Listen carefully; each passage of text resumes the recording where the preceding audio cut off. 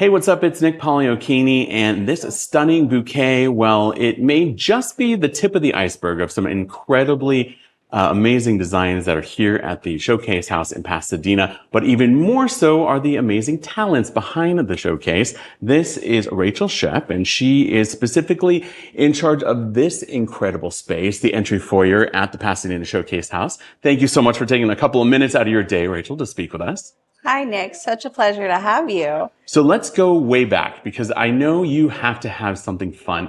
When you were a kid, is this something that you wanted to get into? Is this something that was design a passion of yours even as a child? You know, I was always creating crazy things when I was a kid.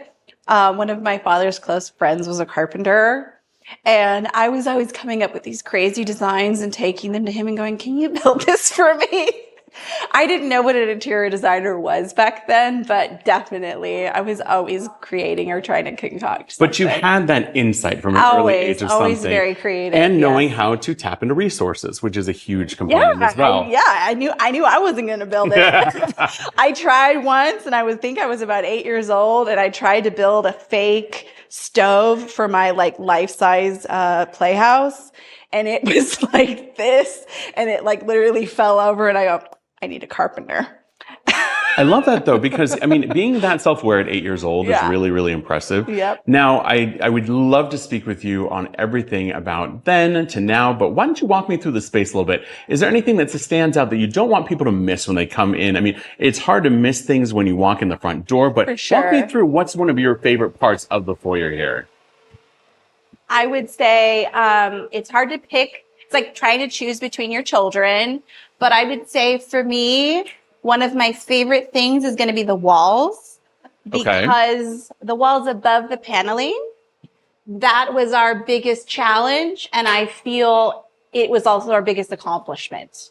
So is there something special about the birds? Yes. And then the art piece above the paneling that really spoke for you? A little story. When we came here, there was this very heavy, almost like burlap looking fabric that was covering the walls. And when we took that down, we found extensive wall damage, which we were not prepared for. So thankfully, Andre's Construction stepped in almost instantly. We had to re-drywall the entire space. Level 5 finish everything, which means like a perfectly smooth finish.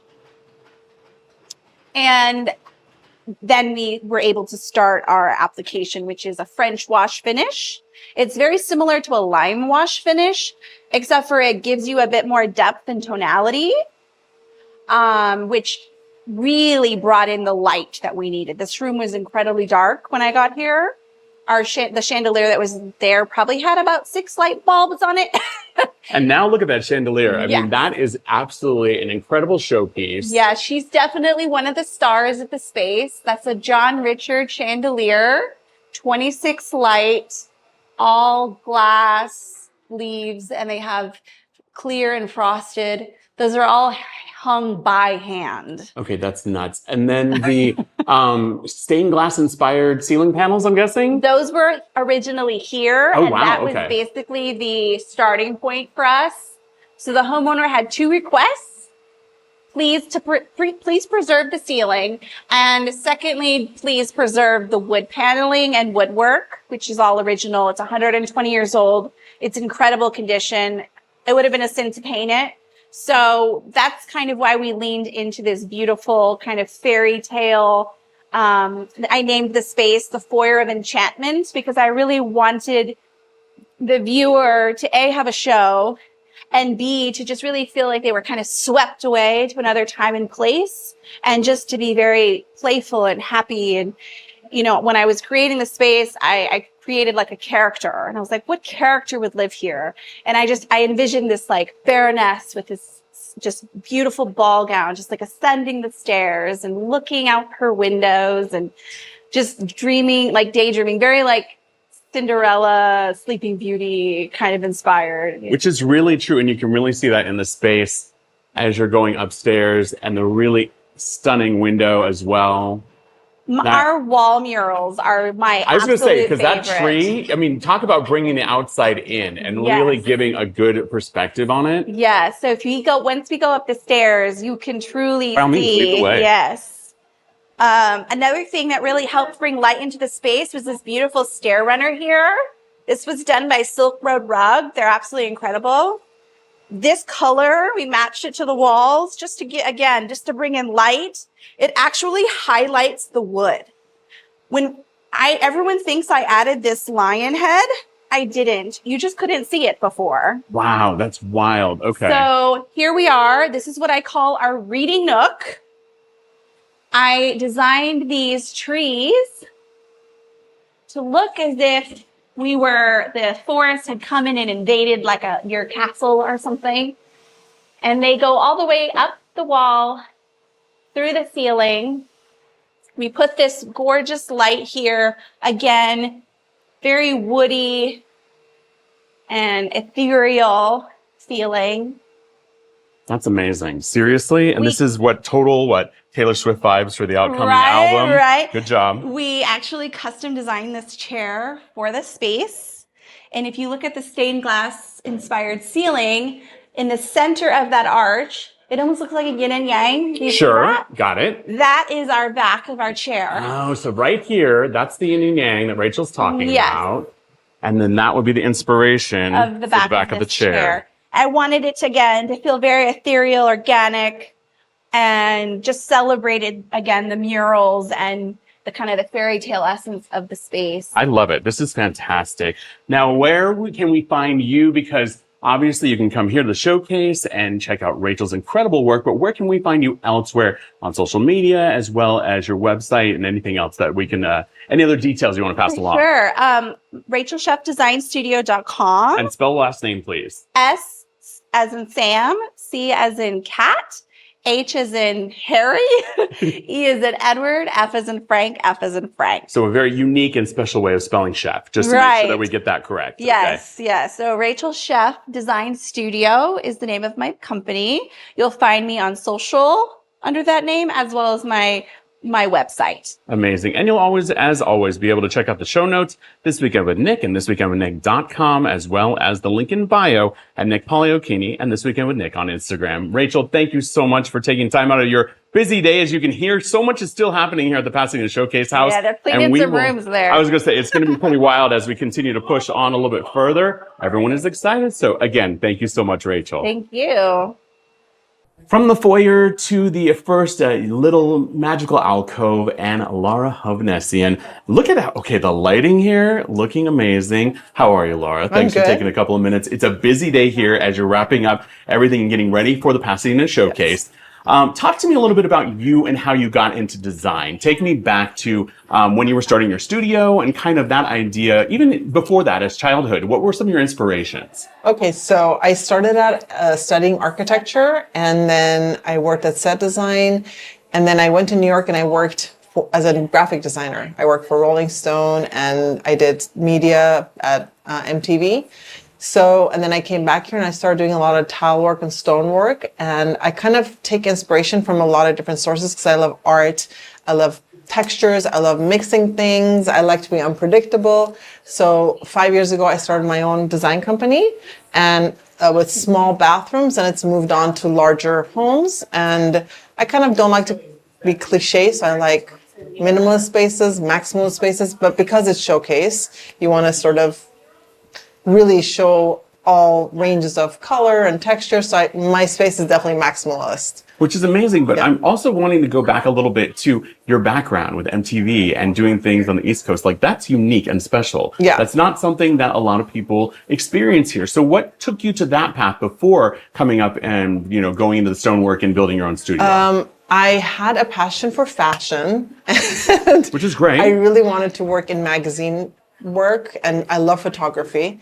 So, and I do my own photography. So I went back to school for graphic design at SVA, and I worked for Karen Goldberg. I worked for like really big names in graphic design. I love lettering, letter spacing, type design, and colors and shapes. So that's kind of that was my passion at the time. And I ended up at MTV as a print designer, but they kind of pushed me into their on-air design department, and I started doing on-air graphics and media and editing. So I kind of got a pretty big range of design from architecture to photography to art to, and I lived in Chelsea. Okay. And this is when Chelsea was coming up like as the gallery. So I was like Sure. very immersed in that. And I love going to galleries and seeing new artists. So yeah, I had like a lot of I everything. love it. So you have a special background. Yeah. Now take me into your special space and show me around, because I Okay. know that this will definitely be, obviously the showcase. So walk me through your process and kind of give me an overview. So I always take this is my second year. I took a small space. Last year was smaller. The space has a lounge area. Oh, and nice. Okay. So I treated this space, it's called the powder room lounge. So you walk into a hallway and it leads you to the bathroom. And I wanted to treat it as an artist's lounge. So I have a lot of different work here by Dopez, and the wallpaper is House of Hackney. So I kind of wanted to highlight the history of the house because it's kind of traditional with the poppies. And this is an artist, it's a glass artist, Susanna Spears. And this is another photography. So you like kind of look at really pretty things. Well, it's funny because going back to your background in fashion and photography, Yeah. it really shows and it really highlights beautifully against this incredibly graphic wallpaper, which is just almost like a secret garden in this little hidden nook. Right. And then your lighting fixture, Kelly Wursler, of course, the genius that she is. so good. And just that nice kind of almost like when you're making a wish on a dandelion. Yes. It's kind of that puff that's there. So nice. And then we've got a beautiful piece behind Another the door. artist, yeah. This is Ask- a wonderful addition to the space. Yes. And then also, I love this. This is so cute. This is so much, The especially, chair. but the chair itself, because so many of us are used to it being made out of either plexiglass or injection molding plastic. It looks, is this actually wood? It's wood, yeah. That's amazing. And it's just so beautiful. The textures that you've layered in here are incredible. And then it leads you to the bathroom. And I'm going to say hello there. This is the most adorable bathroom because you really have done an incredible amount of personality in such a small space. I think it's so nice, including some really fun, almost graphic painting on the walls. This is actually Kelly Wursler wallpaper as well. Oh, it's wallpaper. Yeah. Oh, that's even more incredible. Okay. Yep. Wow. And then another photograph? This is Dopez again. She's a photographer. Yep. And this is artistic tile. And I kind of travel the tile up the edge, like old school New York. Yes, it's a new take on a subway tile idea. Yeah, no, that's beautiful. And then a really nice chunky sink, which I love that because in a small space, so many times people go to smaller fixtures to make it look bigger. Yes. This space feels nice and substantial on its own between the lighting that you've chosen to employ, and it kind of gives you, now it may not look beautiful quite yet because they're still working on it, but this lovely little peekaboo outside onto the front yard for the Pasadena Showcase house. But Laura, this is really nice. Thank you. And it doesn't matter how small allegedly the space is, like you really have infused a lot of And personality. that's also Susanna Spears, which she brought it here. This is so it's kiln blown glass sculptures. Stop. Yeah. So like she hung it, I'm like, it's perfect for this space. It's so pretty. That's absolutely incredible. She's a professor at Cal State Long Beach and she works in And metals. I'm from Long Beach, so you can't beat that. Cal She's State great. is fantastic. Yeah. And that's it. When you look from this way, like it's just really pretty. No, I was gonna say, but it looks so substantial. This isn't just that cute little jewel box. It really looks so substantial. And then just to have a couple of style books that are an homage back to your fashion idea. Yeah. But tell us where we can learn more about you and on social media or on your website, whatever, so we can find out more about Laura. Okay, so it's bluebrickdesign01 is my Instagram handle, and bluebrickdesign.net.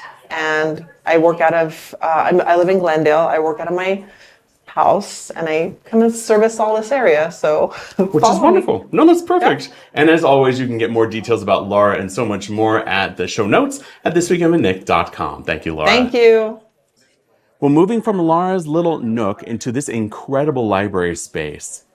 And I am really excited because this is kind of, we're going to call it a husband and wife duo.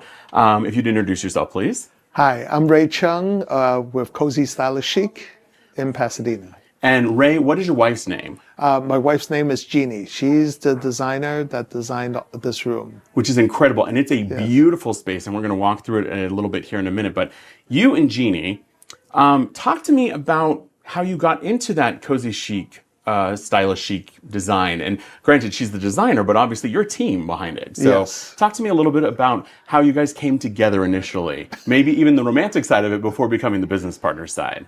So for 20 years, her background is a fashion designer. And my background, I was a commodities trader in New York City. Wild. Okay. For a while. And then we got married and, 2008 hit and we had to, reconfigure our lifestyle, what we're doing. We were living in the East Coast at that time. And while she was living there, she was like, okay, she was supposed to be a stay-at-home housewife, but she couldn't sit still. So she ended up going to New York School of Interior Design. Okay. And that's where she learned how to be an interior designer. And then when we moved back here, she, 2008 hit, finances were all upside down. We had to, figure out what we're going to do with the rest of our lives. And so she went back to clothing design, but then after a few years, she was just like, I've had enough. And she opened her own interior design firm. And that's what she called it. And I did something else. And, 2017, she was looking for a business partner to run the business side of it. And I was looking for a job and I was like, why don't we work together? And so now I handle the business side of the business and she does the design. Which is wonderful because so much is involved with being not just life partners, but business partners. And Yes, it really, really is wonderful and also can test things. Do you have any insights or maybe pearls of wisdom that you pass along to somebody who is in your situation, a romantic couple that wants to make that transition into being a business? Is there anything that stands out for you that you would recommend, in that regard? Stay in your lane. Do what you know best and don't cross over to the other side. Stay in your lane. I like Stay in it. your lane because, I don't attempt to design anything. And, she leaves me with the business side of it and handle the money part of it. So, yeah, I think it that's works. great. No, I think that's a perfect way to a perfect pearl of wisdom. And let's transition into the space. So walk me through it however you want to go. Show me some of your favorite spots, whatever you want to really showcase. So it's her idea is that it's a curiosity room, so she wants to put in a lot of different things.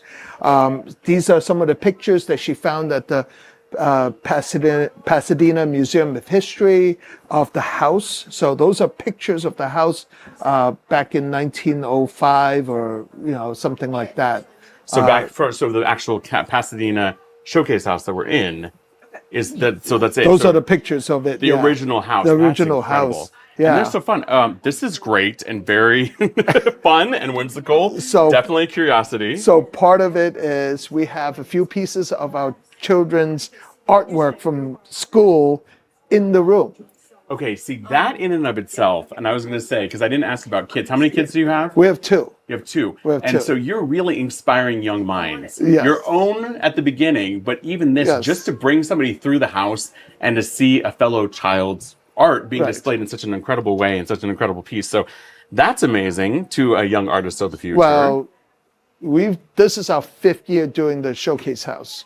And every year that piece from our oldest son has been in the showcase house. So and that's everybody, this one, the vase up here? Or no, the purple one. purple one. Purple Got it. one with the teeth.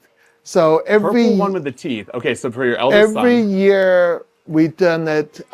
That's always been in there, and people know the story. And the patrons that come here through, they always look for it. If they see us in here, they always look for it because they That's know it's wild. in our room. And I think that's even more exciting than anything because it is that heritage piece, as you said, you've been with it for Yes. 5 years. And so seeing something so special and unique Yeah. like that's so fun. So give me a little bit more, by all And means. then all the cameras. So our oldest, he's now a photographer.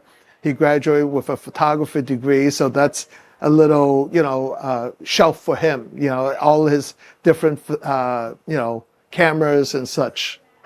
I'm a big sports fan. I grew up in New York City, so hence New York Yankees, Joe DiMaggio, Mickey Mantle. That's my artwork. which I think is incredible. So we've seen so much, and then obviously cannot miss with May the R2-D2. 4th right around the corner here, and huge Star Wars fans everywhere. So Yes. R2-D2 there, made out of Legos. Give me Yes. one more piece in the room that you really love and that you want people not to miss while they're here. Well, this chess set is like an antique chess set that just kind of gives the room, like, instead of electronic toys, bring it back to, like, where there's an interaction between two people playing the game. Instead of like, you on the computer or you on your phone playing a game, you can actually engage in a game of chess. In a game of chess. No, I think it's Yeah. it's fantastic. And then you've got a little peekaboo out. Lovely water feature out there. Where do we find more about you and your design firm on social media and website, please? Our website is cozystylishchic.com, and then our Instagram, we have Instagram is Cozy Stylish Chic, and then there's also Jeannie's is JK Chung Interiors. Amazing. Yeah. Ray and Jeannie, who's not here, Yes. but that's okay. Thank you so much for Thank giving us a look you around for the your space. time. And Yep. as Ray said, check us out on Instagram. So much more to learn about the Showcase House. Thank you. Thank you. As you can see, we made it upstairs at the Pasadena Showcase House after visiting the library, and Ray giving us a very nice overview of the incredible family space that it was. But this incredibly airy space, beautiful with lots of light, this is Amy Peltier, correct? Yes. And this is your space. Yes, the primary bedroom. I love it. So, primary bedroom with the most light I think I've ever seen in a space, which I think is incredible. So many times they really encourage you, and I'm sure you probably have blackout curtains for at night, Yep. but there's not enough light in a space. So talk to me about your use of light. And let's take it even one step further. What was light like for you as a child? Think about way back when, because a lot of times I'm finding out through this whole process that as you got into design, you had inspirations from early on, and you may not have necessarily latched onto them, but now as you have a few minutes to reflect on it, you might have something more. So talk to me about young Amy and how light kind of influenced your life to move into a world of design. That's a very interesting question. I grew up actually in the Midwest in Michigan, Okay. where there was very little sunlight from, I don't know, October to April. So if anybody knows my style, it's very light and airy and bright and fresh, and that's probably because I never got enough of it when I was growing up. So, and this space has beautiful windows. In fact, it has so many windows that we covered up one of them on the other side of the room to give symmetry, and it didn't put a single dent in the light to the space. So there's a window behind the drapery treatment on the left-hand side there, and that allowed Wild. us to create some symmetry and center the sofa and the chandelier on that set of windows over there. But Amazing. light, bright, and fresh is definitely my style. And I try to infuse that in every room that we do. So white walls are a signature of ours. Not to say that we never do color, but we love white walls and light furnishings whenever we can. But I think as I'm observing in the very minimal time that we've gotten to know each other and looking at your blouse, specifically, you know how to use pops of color. And I think Yes. that is giving you that focal point. Having studied art history, and many times the masters would put a small piece of red somewhere in a piece to draw your eye to something that was very significant. And it seems, just like you and drawing the significance to Amy as the designer, that maybe what you're employing here is being able to really showcase certain parts of the room that, be outside of the incredible light might be something you want to show off or something that has a little bit of pop to it. Sure, absolutely. So walk me through the space. Tell me, Yeah. take me wherever you would like to go. Show me whatever you think people should not miss when they come through the showcase. That's a great question. Okay, so it is a bedroom. So we think that the bed should be the focal point. And so we did something that's charming. It reminds us of a lake house. It's got vintage vibes to it. It's not a huge bed. It's got a low profile, but full of detail and charm. And it's in a dark finish. You notice the room is very, very bright and fresh and light. Lots of blues, lots of white, lots of taupes. And then we've added this accent of black. And that's how we're drawing your eye to the bed. Of course, a well-made bed is a necessity. And we've put a tiny piece of art and a pair of little task lamps above it so that we can create that focal point on this wall here. Not to say that there aren't other beautiful things in this side of the room, but just as you mentioned, we always pick something that's a focal point. And I think it's amazing because this is a 4-poster bed, which many people are familiar with, but the lower profile of, I don't know if they're called spindles or whatever, the finials at the ends, really helps to show the height of the room. That's right. Which really, again, adds to that light and brightness and airiness, which I think is something that maybe people don't even notice, and it's why the room feels inviting. But this place doesn't feel cavernous, if that makes sense. A lot of times it can be, but you have some really beautiful artistic choices that are around the room with some really fun touches, just little pops of things that really are, you know, speak to the family kind of idea, that really are something else and something special that so many people kind of don't lean into enough. So now in this incredible seating area. So this space was so big, we decided to add this beam here to separate the two sides. It was actually one of the ways that we felt the ceiling expanse was gigantic. It really is huge. And so we felt that it was going to make the ceilings actually look lower if we didn't divide it and break up the ceiling space. So we took the drapery treatments as high as we could to the crown molding and added this divider here, which the ceilings are only 9 feet high. I'm not saying you could have 8-foot ceilings and it would be a little shorter, but 9 feet is not that high of a ceiling. So, but the room still feels very airy and light and big with tall ceilings. And that's because we were able to break up this huge ceiling expanse that we have here. And so I think that's something that maybe people don't think about, is changing a small architectural element like this has really not only, as you said, kind of given an actual more height to the room, but it gave you two completely unique spaces that are still tied to each other. But again, it gives you that play and it gives you a little bit of area. So maybe if you do have a larger space, this is a great opportunity to add something architectural like that to be able to give it a little bit of a break. Yeah, absolutely. All right, where to next? Okay, well, don't forget to look down at the floors. They are actually hand painted. This was a labor of love. We hired a painter to do it, and we ended up, our entire team, 5 people, for days upon days, painting each one of these squares, putting the little blue squares on top. It was quite an undertaking, and it turned out beautiful. We're so happy with it. As I joked while we were doing it, it was our worst and best idea all rolled into one. I think it's absolutely epic and amazing. And then it looks like you have a little balcony as well. We do, yeah. We have a great little balcony out there. Okay, let's see this beautiful garden, which is still a little bit of under repair, but just a nice little area for Cup of coffee. Heads of tea. household. Yeah. In the primary to be able to check that out. Little gardening, you could put some plants there. I mean, the landscaping surrounding this home is beautiful, so this is a great way to take and really advantage. quick for you to just take a look of all the surroundings in the area here in Pasadena. Lots of foliage, fruit trees, so much. A couple of words of wisdom, or one word of wisdom for you, for somebody who is going to be going through and maybe not have such a glamorous space like this. As we've already kind of talked about, your light and airy, but something that people may not think about, may forget when working on a design space. I mean, you literally hand painted these incredible floor pieces or tiles on. What is there something that really kind of encourages people, or some kind of insight that you would love to pass along wisdom-wise? I always say it's not about each individual piece that you pick. You could have hand-me-downs. It's about finishing the space. So it's about taking it all the way through completion, hanging drapery treatments, hanging mirrors and artwork, and putting out the accessories that make for a beautiful room. So, and this really showcases exactly that in so many ways. Amy, where do we find you online and on social media so people can learn more about you? Peltier Interiors is our website. It's a mouthful. That's Peltier, interiors with an S, and Peltier Home on Instagram. Amazing. Amy, thank you so much for taking time out of the setup for the showcase. Look forward to seeing you out and about this weekend. Great. Thank you. Thank you. From an incredible primary suite to the romantic chambers, if you will, and one incredibly romantic man, Carmine, How are you, Hello. sir? I'm great. How are you? Doing well, thank you. Thanks for walking us through this absolutely incredible space. And tell us the backstory of the Romantic Chambers here at the Pasadena Showcase.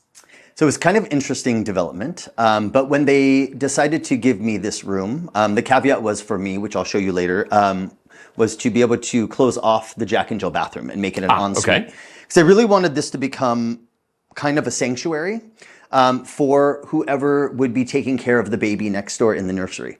So I figured if it's mom, like a young mom or a nanny or whoever it is, grandma maybe, put the baby down and you walk in here and this is your sanctuary, this is your space, this is where you can really feel like a woman and feel beautiful and have every little indulgence and piece of decadence that you can think of. I mean, there is a bit of Bridgerton-ish-esque to it, Yes. which I think is a very nice focal point. Yes. I mean, a beautiful, slightly understated chandelier, which is quite nice because it gives some more height to the room as opposed to being down in your business. Right. This is really good. I mean, Thank you. While it may be just a respite for the mother or the caretaker, this also could be a bit of canoodling. Oh, Because this space 100%. definitely inspires what leads to the nursery next Well, door. so all of the women on the board was this been ongoing joke that this is where the babies are made and that's where the babies will be taken care of. And that I can And respect completely. As soon as they implanted that in my brain, I just took the ball and ran with it. And so Bridgerton, you nailed it because I'm a huge fan of Bridgerton. And I really wanted to do something that was timeless, something that would also complement the property, and something that I think isn't seen that often anymore. And I agree with you. I Yeah. think it's lovely because it makes it a really intimate space. Yeah. While not being claustrophobic. Yes. It is very nice. It is still airy. It may not be nearly as breezy as the primary room. Right. But that's fine Right. because this has a very different purpose. Now take me back to Carmen when you were young. Take me back to whatever. Did you have a nickname as a kid? No, Carmine, Carm. Some people call me Carm. But Okay, so let's yeah. pretend C, that Carm. C. Yeah. Same. I love to take everybody down to the very last Yeah. letter. So tell me about C and how you ended up becoming a designer. I know that's a long, you're young enough, but it's been a few years. But Yeah. there has to be something in your past that, stands out as a point that kind of took you to the future where you Right. are into design. So I'm an only child. I was their son that was unexpected. So my parents were both lovely people. They had a lot of people around them. They entertained all the time. And so I was always around adults. And at a very early age, my mom said, I knew you had something in you that had to do with design, or interior design, because she said you would always make over all of my friends. So my friends would come over and visit in the 70s and 80s, and they would leave and I'd say, Mommy, your friend is very pretty, but her hair should be like this. And she should actually wear something like this instead of what she has on. So that's how it kind of started. And then I never made it a career. I always kept it as a hobby. I taught myself horticulture when I was in my early 20s so that I could start landscape design on my own. So I did it kind of as a side job. And then I was in the restaurant business for 20 plus years. And after redesigning my restaurants and bars over and over again, I'm like, I have to start doing this full time. So when I was 38 years old, I decided to liquidate my businesses to get into doing design and real estate. And so that's kind of how it evolved. That's wild. So you went full circle, really, Yeah. from seeing the bones and the design through fashion and style, all the way straight on through to implementing it, Yep. and blood, sweat, and tears, and then even starting over in a completely different vein. Totally different. Yeah. So props to you. Walk me through the space. Show me Yeah. some of your favorite spots. Well, so I'm standing in front of one that I really love, which is this tapestry. I wanted to create a space where when someone is laying in bed, they have a view. They can sit down and relax and enjoy this kind of enchanted forest. I love the way the butterflies sit and kind of look like they're floating in the forest, even though they're behind glass. So this is one of my spots that I really love. And the iridescence on this one especially. I mean, we're talking old school HD TV here. Totally. It's not OLED, but you Yeah. know, if we're gonna go with high definition TV Yeah. in a tapestry, you've got it here. You've got Right? all the assets. Thank I'm you. impressed, yes. Of course, I can't miss this beautiful headboard. So this is actually an Indian doorway, and it's an old antique. And I removed the doors, and I had this custom aged bronzed mirror put in, and then I added the rosettes just for a little flair. And then we wanted to go super decadent and indulgent with the rosettes and the velvet bedding. So we had all of this custom made. And then, of course, flanked in between these two windows is this beautiful wall mural that I had made by an artist. She's in New York, and so you basically give her the dimensions and you show her what you want. So I wanted to go with this wildflower theme. Okay. And then I found this vintage piece that actually looks like the mural. And so it gives this three-dimensional outlook into it. And then, of course, my Victorian bird cage. Yeah, I was going to say the Victorian birdcage, which seems to be a home for butterflies. Yes. Rather than birds, Yeah. which would, you know, a little bit quieter on the ASMR spectrum. Exactly. Totally I do have a bird. I have a bird a set that I can play. So Okay. I've got the chirping that's going to happen later on, but having the real bird probably wouldn't have been the best choice. And speaking of birds, let's talk about a couple of wild additions to the room, Yes. including this incredible peacock or peahen, right? Or peacock, It's right? a peacock. So Right. this is Sebastian. This is he is our mascot now in our romantic chambers, and this is a picture of his grandmother, Oh, lovely. So Sophia. family. Yeah. Okay. So we got Sebastian and Sophia. You see, I have fun with all of my creativity. No, here, you so should. I have to have a story. No, the story makes sense. The story makes it even that much more enjoyable. And then, okay, this literally. This is my favorite. I have not seen this. We're walking in together for the very first time. So what you're seeing is what I'm seeing. And I may have made a secret garden reference earlier. This legitimately is the secret garden. Yeah, I wanted to create almost like not just like an aviary, but also a greenhouse feel in this bathroom. So oftentimes we just go in and shower and we leave, and I wanted to create a space where you just didn't want to leave. And Yeah, so you've succeeded. thank You've you. completely succeeded on this space. I mean, it is absolutely, if there were ever a room to put CO2 out and get oxygen back from Yes. plant life, you have done it stunningly. And there's my portrait of my woman, who I just think kind of encompasses this entire room. I just think she's so beautiful. She's stunning, just like a bouquet. Yes. But she also has a bit of mystery, and I like that idea. And it kind of, you know, whether it be the lady of the house or something else, like it really is. But then you've even got the lovebirds coupling there. Yes. So much and just absolutely stunning. But I love the deep hues, really leaning into some beautiful, including this tub with the insane mosaic.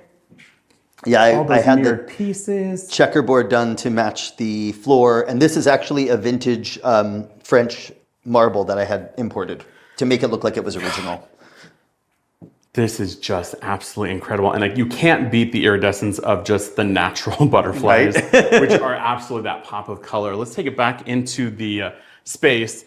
And where can we find you on socials and on the web and everything else? Absolutely. And I hear maybe you've been around some TV screens, so tell us all about it. So you can find me on Instagram at Real Design Carmine. So pretty easy. Real Design Carmine on Instagram, and I don't tweet that often, but I do host 2 shows on HGTV. You can find me on my show, which is Inside Out, and I'm actually on the reboot of House Hunters this year as a host. Exciting. So that's kind of fun. Yeah, it is fun. So a little, extra reason to come out and check out the Pasadena Showcase. 100%. And also we're opening up a brick and mortar in South Pasadena, That's in exciting. downtown South Pasadena. Yeah, so it's going to be a hub to my interior design studio, and we're going to have a really cool eclectic retail space. Okay, so maybe this weekend with Nick, we'll go to that incredible space. Yeah. We'll be able to give you a little peek behind the scenes of things going into that. But Carmine, thank you so Thank much. you. Appreciate it. This amazing space is just one of the many you can check out here at the Pasadena Showcase. All right, so we moved from the romantic spaces upstairs to some incredible romantic spaces downstairs. And this incredibly romantic individual, David, pleasure to meet you. Oh, so nice to meet you too. And so, David, walk me through this incredible dining room. It really has a lot of, I'm going to say, your personality. So, in fact, even before we do that, let's talk about you and how you got into this line of work. Talk to me about you kind of as a child, or, where your inspirations came from when you were younger. Well, I was always doing design and art. I grew up with a mother who was an artist and designer, and a family that was all artistic people. And I grew up in Pittsburgh, Pennsylvania, which was a very actual arty city. There was a lot of universities and art schools and museums and galleries. And the architecture there was very European. You know, it was built by the industrial monarchs like Andrew Carnegie and the Fricks and the Mellons. And I grew up with mansions around, and I grew up with moldings, and I grew up with just, a feeling of culture. And all of my life I was just designing, and everything, even in my desks in my school were designed. I carpeted the desks, I mean, That's really, incredible. I wallpapered them, and as a child, I mean, I was moving my mother would go in the kitchen with her friends, and I would rearrange their friends' houses while when I was 3 years old, I could hardly move the chair, but I saw things were wrong and they had to be right. So, I was always drawing, and I went to art school, and I was going to be an artist, but I was always interested in architecture, and I was always building as a child cardboard buildings, and I was furniture, and I was always designing patterns, and then I moved to LA very, very young because LA seemed so open and so ahead, and the weather was great, and I had to support myself at 18, and that was very difficult. I had some assistance from home, but so I had to have a job, and I got a job by chance in a wall covering store that sold all the lines to designers. So I was really getting ready to put my portfolio. I was going to go to CalArts, but I was getting ready to do it. But I was selling wall covering, and I was just kept getting raises and stuff and promotions. And I was selling to all these designers, and I was solving their problems. And then the job terminated, and I was like, okay. So I'm going to go to school. Maybe I should do set design. But I'd always done interior and architectural design, even when I was a child. So I found a school that actually it was going to be a set design, but their interior design department seemed kind of cool. So I went to that, and I thought I'll try it for a term or two. And then while I was doing that, I started taking commissions. And then in the meantime, when I graduated from that, I got a job with a designer who had a high-end showroom in the Robertson area. This is a long time ago. And although I look like I'm 10. Anyways, so he designed furniture, and he had the showroom and this melange of great stuff. And so but he gave it all to me to do, even though it was his showroom. So I had to learn to do the stuff like instantly.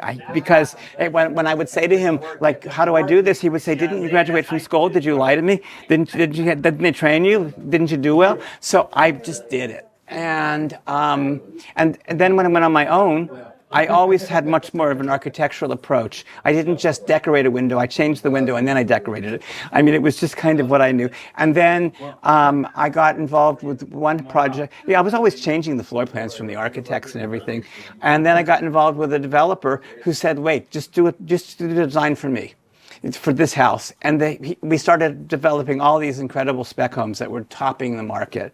And then I still got all these interior design jobs from it. And then after a few years, more than 10, somehow I managed to ultimately continue to do this. And then, but the sources ran out in LA for me, because I was always doing, like, I learned right away to design a chair, not just order one, have it made. Right. If you found one you liked, fine, but I didn't shop furniture. I created the room with everything that belonged in it, and then if I could find it, fine. If I didn't, I made it. So, but the sources ran out, and the showroom sources, what was brought to LA ran out. And so I started to have to shop the East Coast. And then that was kind of hard. And then, but I found out a lot of what was on the East Coast was actually coming from Europe. So I went to the European market, started to go to the shows there, started to meet the people, started to make the factories, and then I started to bring much more to America from there, because I'm really European in my philosophies of design and how I design, as you can see here. Right, and that's a good transition for us here now. Show us the box and the space, how it started out. So, and then yes. kind of what we've just talked about and all the stuff getting to know you. Let's talk about exactly how you've applied those principles. So when I actually came to the design house, I came here because some of my friends were going to do rooms, and I just was curious about it. But when I came into this dining room, it intrigued me. I loved the house, by the way. It's a fabulous Tudor house, and it had an interesting history. And so when I came into this room, this was the dining room. Okay, it looks a little different than now. Just a little. But it was fascinating to me because it was an incredible box, and it had, you could see some of the architecture that the architect that redid the house had, but it was all painted out, and it didn't even look like it was there. The ceiling was flat, and although it was 9 feet tall, it looked like it was short because of the proportion of the room. The floor was kind of a disaster. The windows didn't work, and it had lighting fixtures that could have been much more impressive, and it was like nothing, and I thought this could be something to pick up the architecture that started and continue it. And so I really kind of liked this and was fascinated. I also was fascinated by the scale, because I felt the scale of this room would give me an opportunity to express something that I had more than just creating a dining room, because I kind of feel like a lot of trends happen in the world. Things come and go, and but the real human values are what make a home. And dining rooms are an important part of a home, and they're more and more being left out. For one way or another, they're becoming part of a living room. There's not even dining space. Sometimes kitchens are part of the dining room.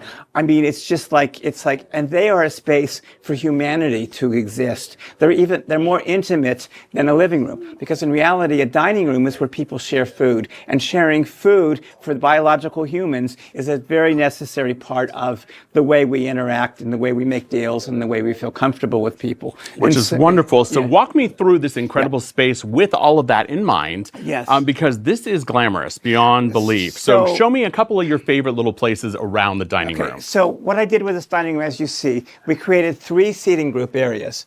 We created the main area, which you see is seated for 12 people. And I did this with double seating on the ends so that the table is more friendly, almost more like an oval or a round, because there's seating around. Also, you have conversation area of 2 people on the end.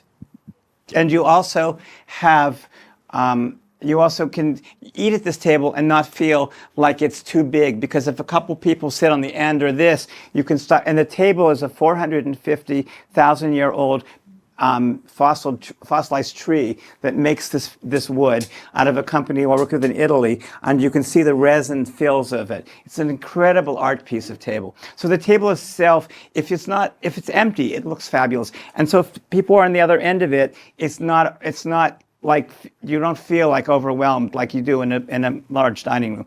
I also separated the chairs here, where the 2 ends are different than the other, and you can see a melange of silver and gold throughout the room. The silver celebrates the silver lady who actually created the revision of this house into the Tudor form, and the gold brings out the silver and makes it more important.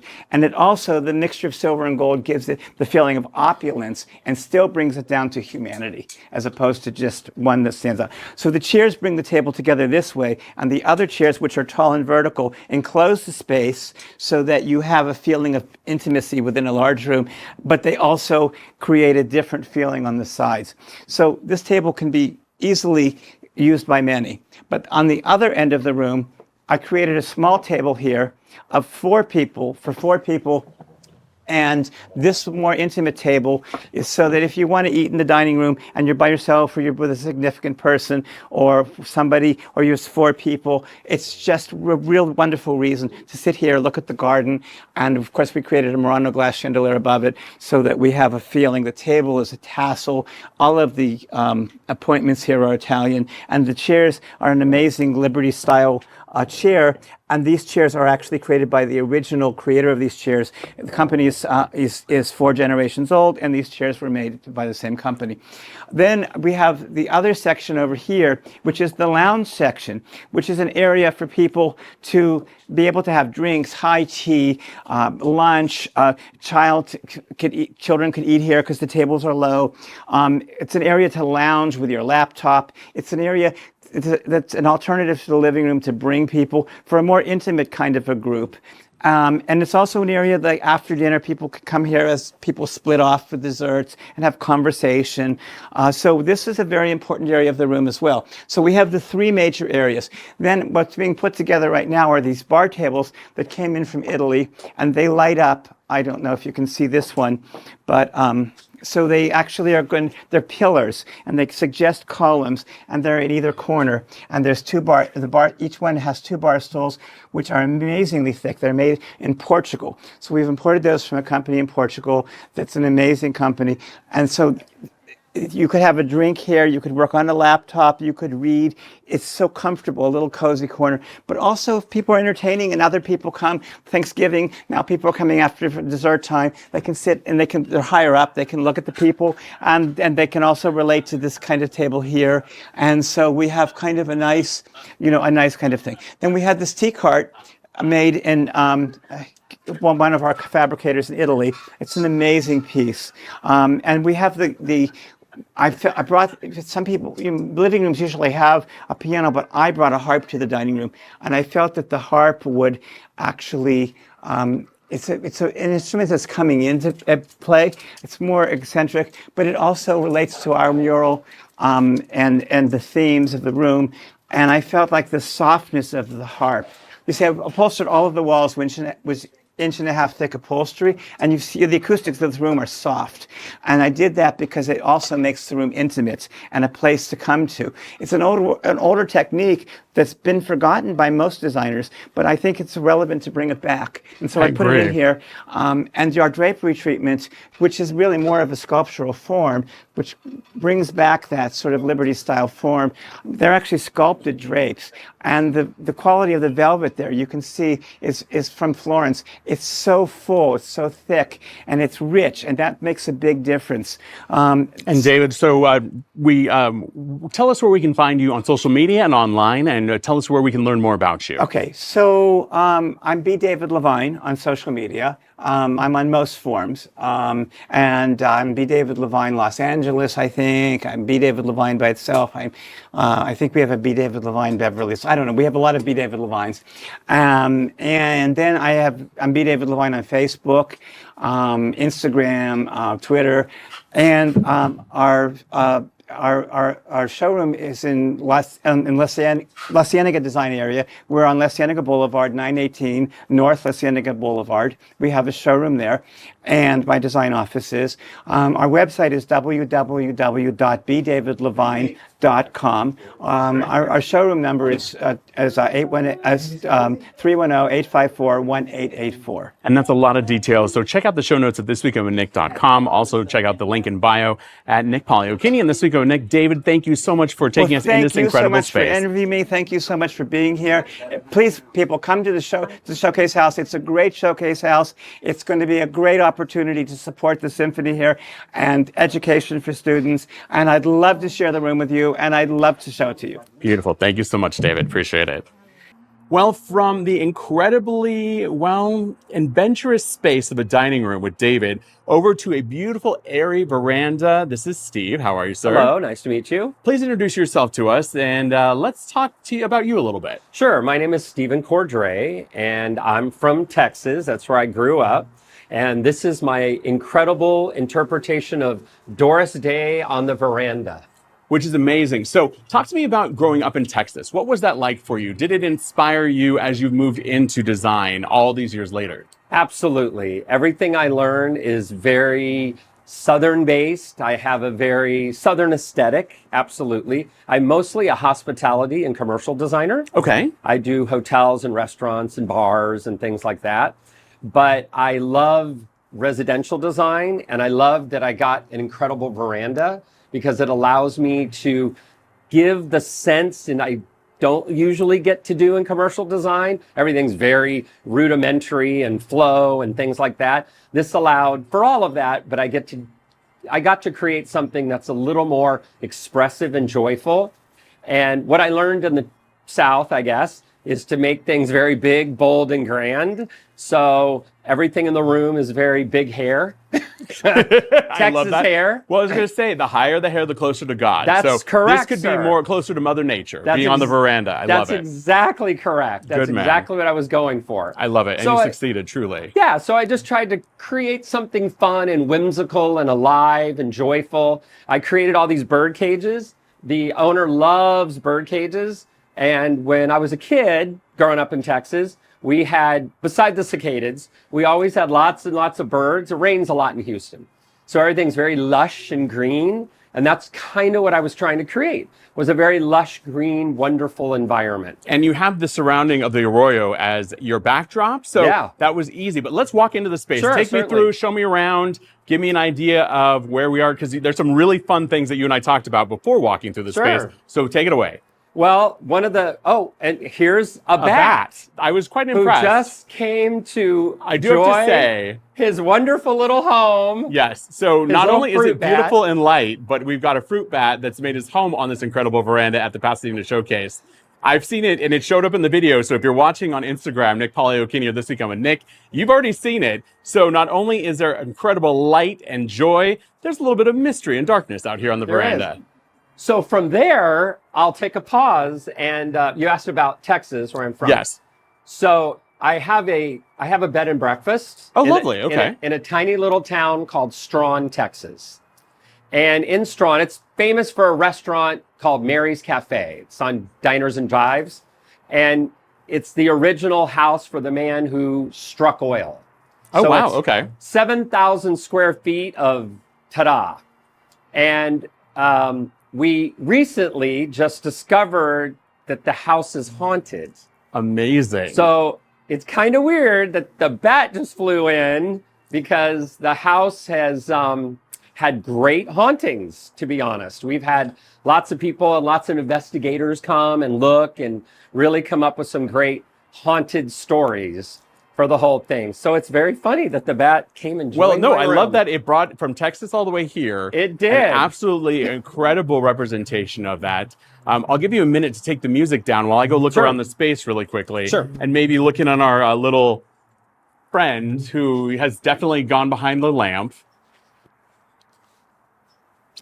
So walk me through the space. And I love Sure. this apple, by the way. Super, you can't get a better focal point. And I know, just pulling back the curtain a little bit, I saw you sitting on it earlier. I Yes. agree with you. I think it's a fantastic place to grab a seat. It is. But yeah, no, this is fantastic. So take it away. I'll let you walk us through the space. So all the furniture in the room is by Janice at Sea. They're a beautiful, wonderful outdoor furniture company, high-end, very stylized, incredible quality. This wonderful giant apple is part of their signature product. There's even a giant cherry with like a big stem that's really fun as well. This is called the Amalfi Collection. Been in every famous person's house you can think of. True. Many TV shows as well, many films. Yes. I added all the bird cages as well to create a beautiful sense of peace and relaxation to the room.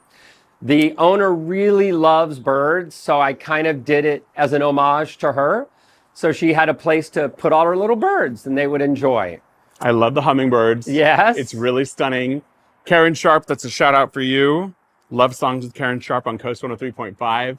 She is our resident hummingbird lady, so she will absolutely love this. Oh, I love that.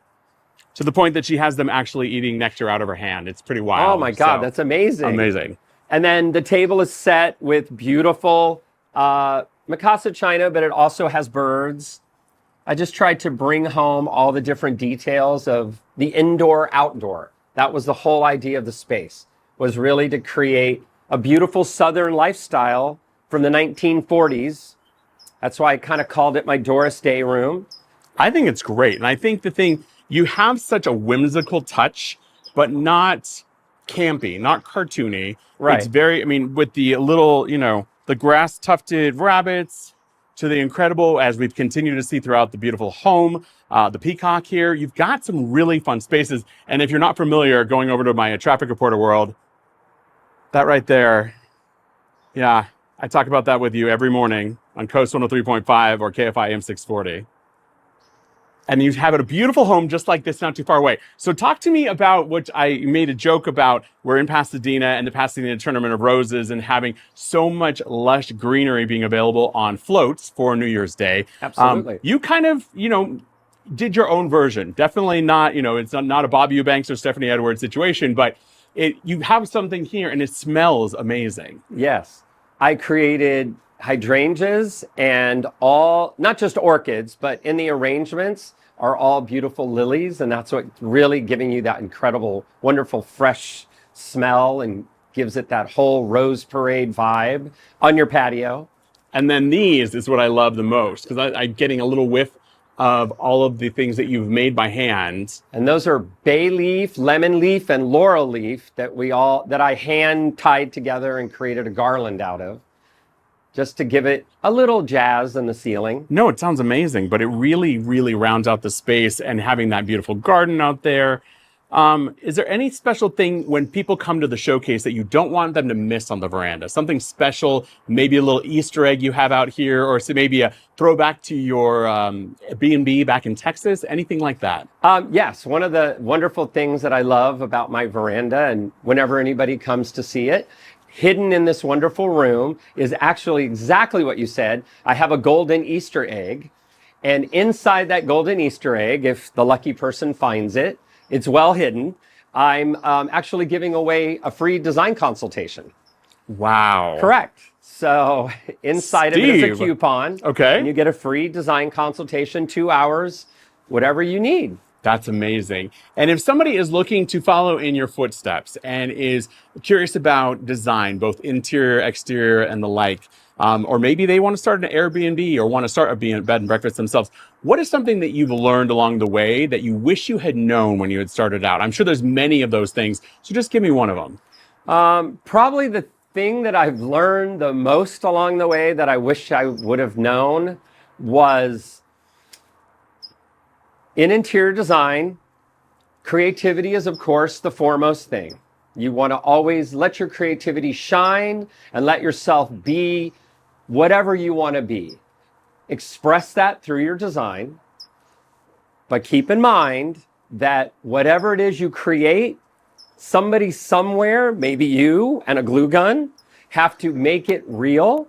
So the thing I had to learn throughout the years was allow the creativity to shine, but come up with a way that it's executable and practical. It brings not only beauty and joy to anybody who uses it or shares it or lives in the rooms you create or the spaces you create, but it creates a functionality that they really appreciate. So they don't just enjoy the beauty you've created, they love the room you've created. And that's something really special. And it's helped me a lot as I've created many, many different environments, that every time I see somebody just sitting on a sofa, enjoying a cup of tea or having a biscuit, they enjoy it in the space that I've created, and it makes it really, really magical. And it, as a creator, it kind of is a real thank you, like a super big thank you for, hey, not only are you great and talented, but you created something that I enjoy.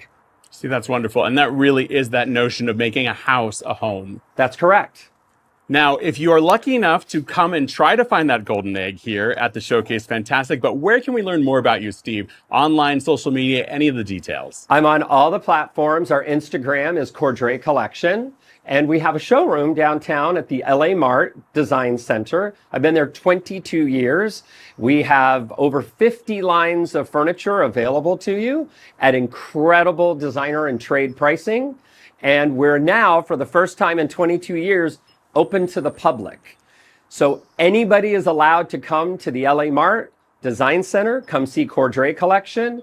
And we have incredible offerings for you to see, everything from tables to patio furniture to beds, anything you need. And that means that there is nothing stopping you from feeling and expressing yourself in all the ways possible. Thank you, Steve, so much. Thank Be you. sure to come check out this incredible veranda here at the Pasadena Showcase. Also, check out notes about it at thisweekendwithnick.com and the link in bio at Nick Poliokini and This Weekend with Nick. And we'll see you out and about this weekend.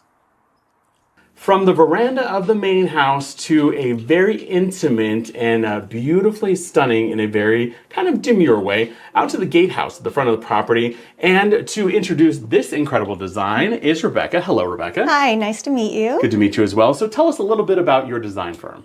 I'm Rebecca J. Hansen. My design firm is based in Northeast Los Angeles. I really try to focus on supporting small businesses, local artists. That's really I'm very mindful of supporting, people like me. No, that's great. And I think that's a big part because so many times we lose sight of when we move into the world of design and we think about, the big, massive things or even the big box stores, which we do love, which we've already talked about off of the interview, talking about shopping at Target and shopping at different home goods stores, but also being able to support those people in your own backyard is a big part of it because even though it may cost a few more dollars, you really are pouring back into your own community. And I think that's a big part of it. And it's good for the environment. And it's a very important thing to buy antique secondhands. And also if doing things that are custom and antiques, they're quicker than if you get anything overseas. I mean, we've all had that problem. So that's why I really try to focus on getting custom made small businesses. I mean, your local artists, no matter how big your community is, there's an artist somewhere that has the same aesthetics as you. And it's really wonderful to support them. But let's go back in time with you a little bit. Did you have a nickname as a kid? Cadiddle Hopper. Diddle Hopper. I love it. Cadiddle. Cadiddle Hopper. Yeah. Okay, so Cadiddle Hopper, is there a story behind it? There's not a story behind it. My dad just called me it, and it was just a fun name that he would. Cadiddle Hopper. I grew up in a very small town in Utah, and we had to use our imagination. Well, there was no internet back then. So. Sure, of course. So what was that like growing up in small town Utah, and then obviously eventually making your way down here to Southern California, a very different culture. What was it like growing up for you in Utah?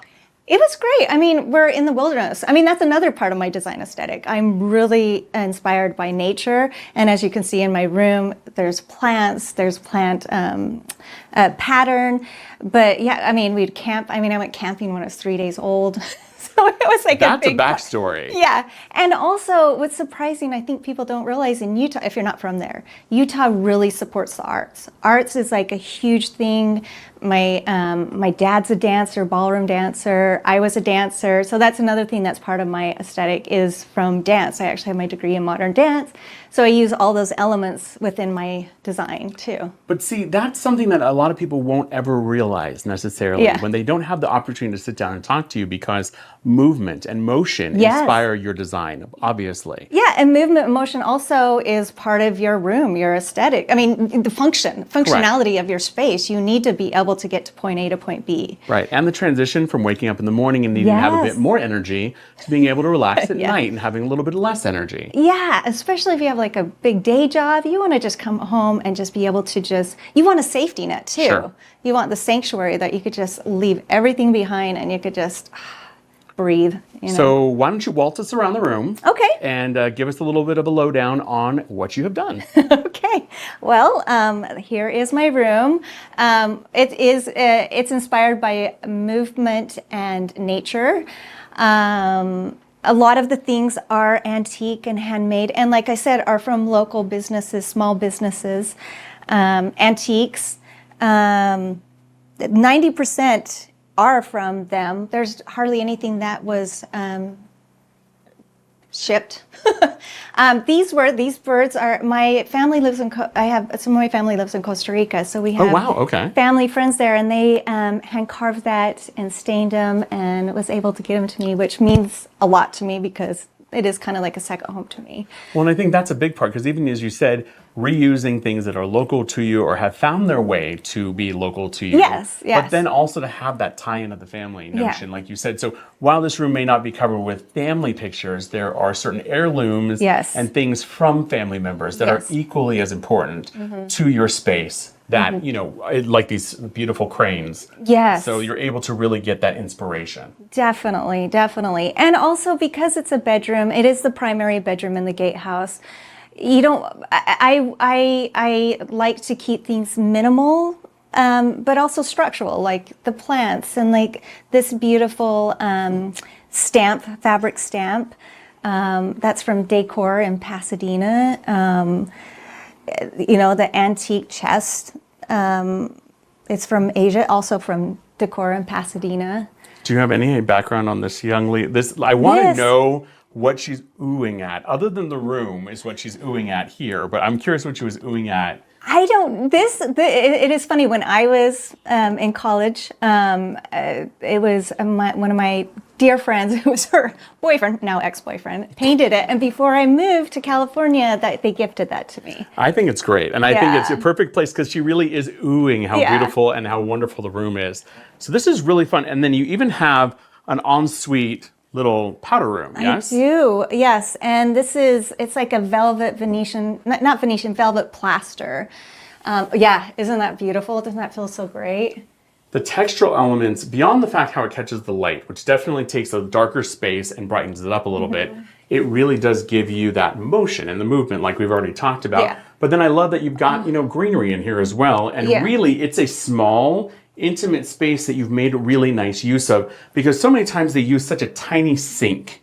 And this is a nice substantial sink that you just didn't put a pedestal under. Yeah. Well, so it gives it all that room for storage. You have the baskets here, but if you need to expand it out, but this is a really comfortable place. Your knees are not against the door when you need to use the restroom. Like, it's a really nice layout, even to the point that the mirror itself here is something that you've gotten that's very clever to be able to get all the accoutrement of a typical powder room in here, even though it's a very small space. True, so true. And then this is fun. Yeah, these are really these fun. were at the flea market. They're some kind of shell, but it's just nice architectural, another nature thing. And all the plants in my room are from Leaf and Spine in Highland Park. It's a small business.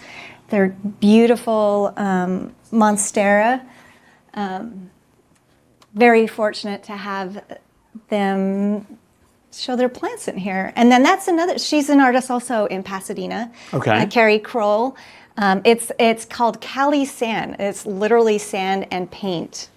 Another organic movement element for the room. That's really, really impressive. Yeah, it's really beautiful. I love it. But again, everything is light and airy, but still is grounded. And even to the fact that you've got so much greenery in here that it gives you that homage to a lawn or to plants or something to that effect. I showed at the beginning of the video, if you're checking us out, This Week I'm with Nick or Nick Poliokini on Instagram or thisweekamwithnick.com, but this cactus is the epitome of movement. Yes, yes. So Again, much fun. Leaf and Spine in Highland Park. It's just, it's a beautiful architectural moment. That's great. And then a real quick peek into a nice little storage area and also a fun little alcove, which I'm sorry, if I were a kid, this would be ultimately my fort. Oh, yeah. I would easily disappear from mom and dad in here. Yeah, and then with this wallpaper, again, an artist in Pasadena, open hand wallpaper. It was designed here in Pasadena and printed in Los Angeles. See, so all local. And Rebecca, where do we learn more about you and your firm on socials, on the internet, all the above? I'm at Rebecca J. Hansen on Instagram and RebeccaJHansen.com. Super easy. Rebecca, this is an amazing. Thank you for giving us a fun peek behind the scenes. Thank you. And make sure that you come out and see Rebecca and all the other incredible designers here at the Pasadena Showcase.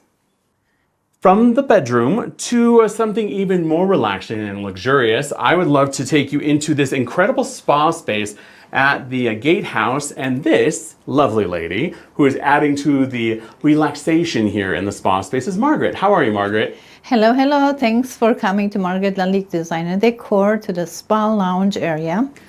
which is beautiful. And talk to me about you as a young, did you have a nickname as a child when you were younger? Did you have a nickname that you went by, or was it always I had Margaret? a nickname which I really hated, and I never liked that nickname. Okay. They called me Mako, and I hated that name. Really? Okay. So And I didn't like Mako. no Mako. I love Margaret, which is my grandma's name. Okay. And I love my name because it's easy to pronounce. It's international. Nobody has a hard time to remember it. I love that. That's a great answer. With that being said, when you were younger, what were things that drew your eye when you were young before getting into design? What were things that excited you? What did you enjoy doing? Did you have art or music or anything like that? Talk to me about your childhood, young Margaret. I grew up in Armenia. And my family members, my dad was a shoemaker. My aunt was a very fine dressmaker. My mom was a dressmaker. I grew up in a very artistic family. Everybody liked doing something with their hands, creating things. And my dad was into art and antiques, and he loved and he collected antique rugs. And I was always exposed to beautiful things as a child. And I really appreciated that. And I was always thinking when I grew up, I'm going to become a seamstress, I'm going to become a designer. So when I came to this country, I thought the education is going to be secondary. I had to work first. So I went to banking. I became a banker. Okay. I was supervising a department in different banks. I'm not going to name banks. That's fine. But anyway, I was a banker for 12 years. After 12 years, I decided, okay, I made enough money. Now I can go to school and become a designer.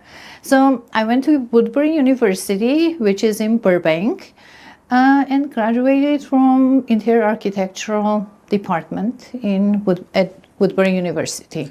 See, that's an incredible backstory because not only did you have inspiration when you were younger, before you moved to the United States, you came here and had a realization of how to make that happen. Yes. So you went down a path and you found a strength within banking and doing that, but then you really leaned into it. And when you had the funds available, you were ready to go back to school to make your dreams come true.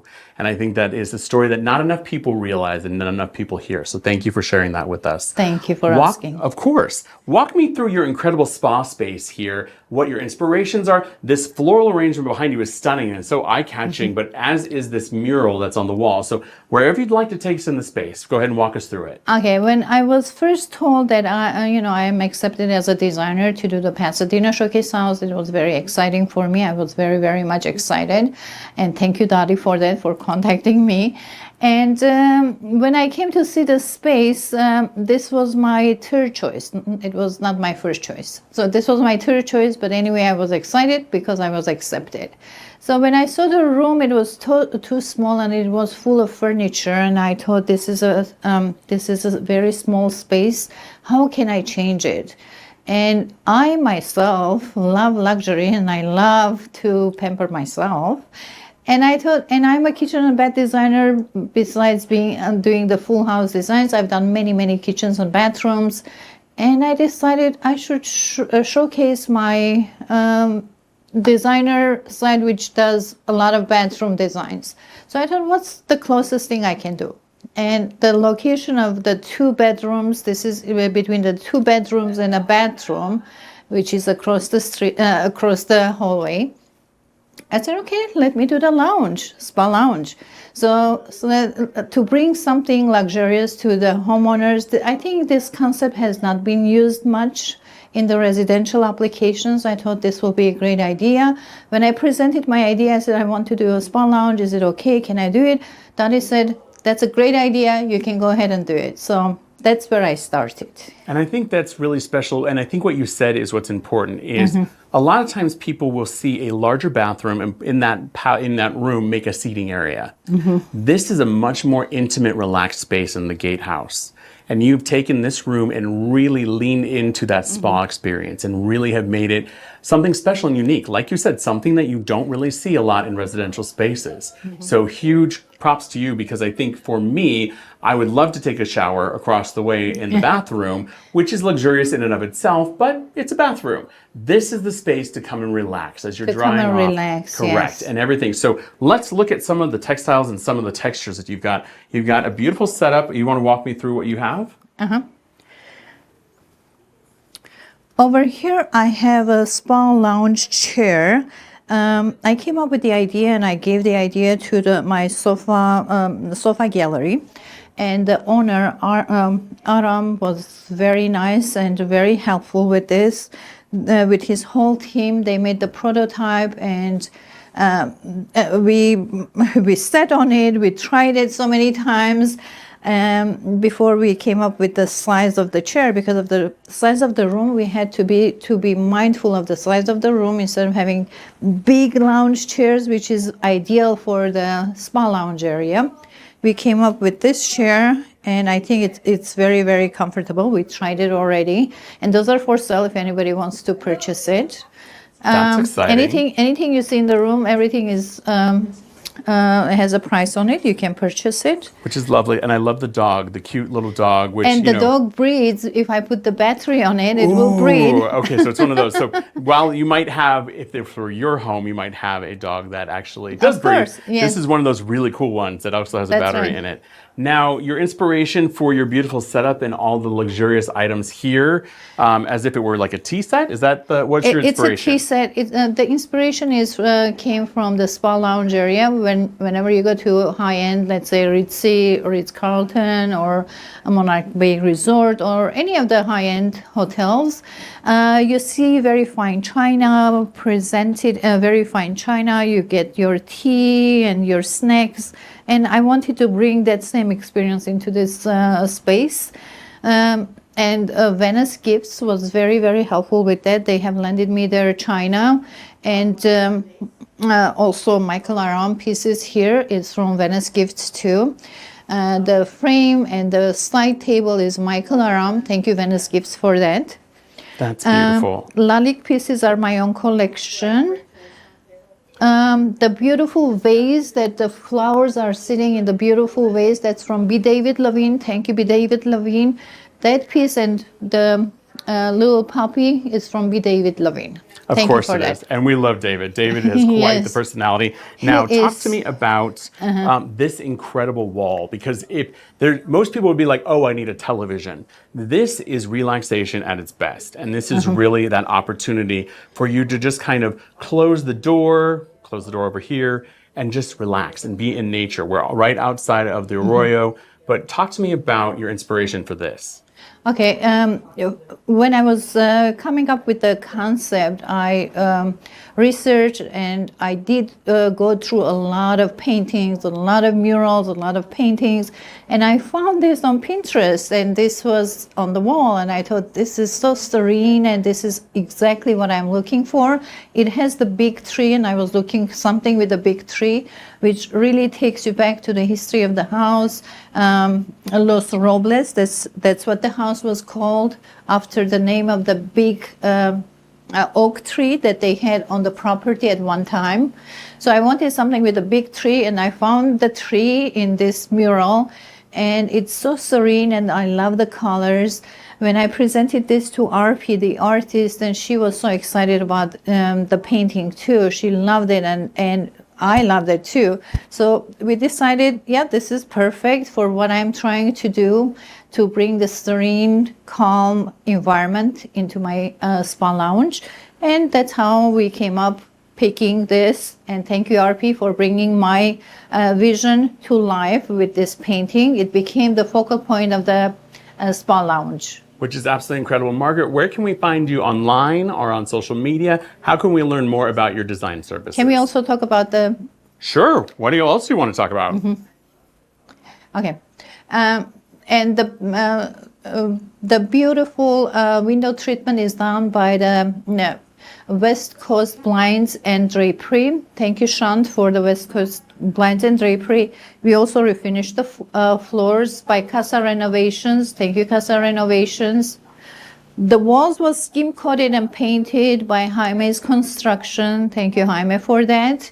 Flowers are by I made friends here, and Graciela, who's doing the landscaping here at the front lawn, she does my flower arrangements. Thank you so much, Graciela, for the flower arrangements. And to answer to your question where you can find me, I'm on Instagram, Facebook, where else? YouTube. I have a cooking channel too, if you like cooking. Armenian food? Armenian, international, Middle Eastern. So if you want to follow me on Instagram and YouTube and Facebook, you can find me as Margaret Lalik Design and Decor, Margaret Lalik's Kitchen. So if you put Margaret Lalik, you can find me. And spell Lalik for us, please. Lalik. Lalik, Margaret Lalik Design And my Decor. last name is Lalikian, so I took the last part, IAN, made it easy. It's like Lalik crystal, and I love Lalik crystal. You can see it here, displayed some of my Lalik collections. It doesn't spell like Lalik, the crystal Lalik, but it's Lalik, Lalik. That's my It's last Margaret's name. version, and that's all that matters. Yes. Thank you so much for taking some time out of your day, and be sure to come visit this incredible, relaxing space here at the Pasadena Showcase. Okay, so we're going to take you behind the scenes of one of the rooms that's still being worked on here at the Pasadena Showcase. But this is really incredibly special, and I want you to meet Sherry, who is busy working in this space with this. Sherry, how are you? Great, how are you? I'm amazing. So tell me a little bit about your background. My background, I'm a small town girl from San Pedro, California, a very ethnic town. Love it. Pedro, And- can't beat it. Yep, and I'm third generation there. My grandparents came from Croatia when they were children, so almost third generation. And I've made my home there since, and I've got an amazing shop space there at Crafted at the Port of Los Angeles. No way. I'm there Yeah. all the time. You I are? always, yes, I Yeah. usually do showcases down there I'm with one of the everyone else. original artisans there. Lovely. Okay. Yeah. Hayes. Oh gosh. Michelle Jessica Hayes. I'm trying to remember. Yeah, Anyway. handmade by the Hayes. Yes, Yeah. correct. So Yeah. is a good friend. There's a bunch of other friends that are down there, but yeah, Yeah. okay. So Crafted is something that you hear about regularly on This Weekend with Nick. You can get more details about that at thisweekendwithnick.com or the link in bio at Nick Poliokini or This Weekend with Nick. Sherry, talk to me about what it was like growing up in San Pedro. Talk to me about your childhood a little bit, because I'm sure that has led to this incredible artistic It has. future. It has. My father was a commercial fisherman, which is very common for San Pedro, and so he was away most of the time. And my mother was a homemaker. Was a homemaker. She's still alive, but I was the middle child, and so I was really kind of a little bit of I had lots of friends, but really was kind of a loner and just developed love and passion for things such as animals and art and stuff. I'm a self-taught artist. I have no art background. I learned from looking at nature. My grandmother raised flowers, and my uncle had a pet store, and she raised the rabbits and canaries and guinea pigs for the pet store. And her little backyard that was like a magical postage stamp sized yard under a canopy of trees and flowers is where I learned to create. See, that's special because, I mean, and not to make any jokes, but this is very Bob Ross, like this, the inspiration behind this. And I'm you know, not offended by that. happy little, well, you know, and I'm saying, Yeah. but I love, the thing is, while you're painting horses right now, I love Sherry's version of Happy Little Trees that are all over this space. And I think what I'm enjoying mostly as well, and I cannot wait to come back and show you what the finished space looks like, but the forced perspective that's happening in this room. So not only do you have these incredible horses in the foreground, the background really has that, you know, golden sky with the clouds. This is really an incredible space that will really lend itself to being both relaxing but kind of inspiring for a bedroom space, correct? I was very specific in the composition of it. I had strict adherence to my color palette of golds, purples, and greens. And I wanted the morning sky. The theme is the wild horses of the American West. And they are just majestic ambassadors of resiliency, strength, and freedom. And I wanted this serenity to resonate in here. The trees envelop walls, ceilings, even the floors painted. And I wanted it to just convey the feeling of almost a tapestry or oil painting that you walk into and you are enveloped. And these horses are big. I mean, they're not life size, but they're No, big. they're big. I mean, and you've got several like as different big as my kinds dog. represented. Well, no. these are all real horses, Right. with real stories. America's wild horses are in peril. And some of these have a story that isn't pretty. And, I want to convey the importance of them to American history and our whole, background as a nation, and how important they are and how critical their preservation is. Well, Sherry, this has been a fantastic tease into that, and I look forward to coming back and visiting you again soon. Where, in the meantime, can we learn more about you and all your incredible things, other than visiting you at Crafted, which is even more exciting? Yes, Tell us where we can find you online I'm on and socials. Instagram at Sherry Tippich Artist, and it's Sherry SHARI-TIPICH. So it's SHARI like Sherry Lewis. Ah, got it. Can we get lamb chop in here? Yeah, there can be a little lamb chop in A little lamb chop in here. Anyway, Sherry, thank you so much for taking us behind the scenes of you working on this incredible bedroom at the Gatehouse here at the Pasadena Showcase. You can also visit PasadenaShowcase.org to learn more about the event.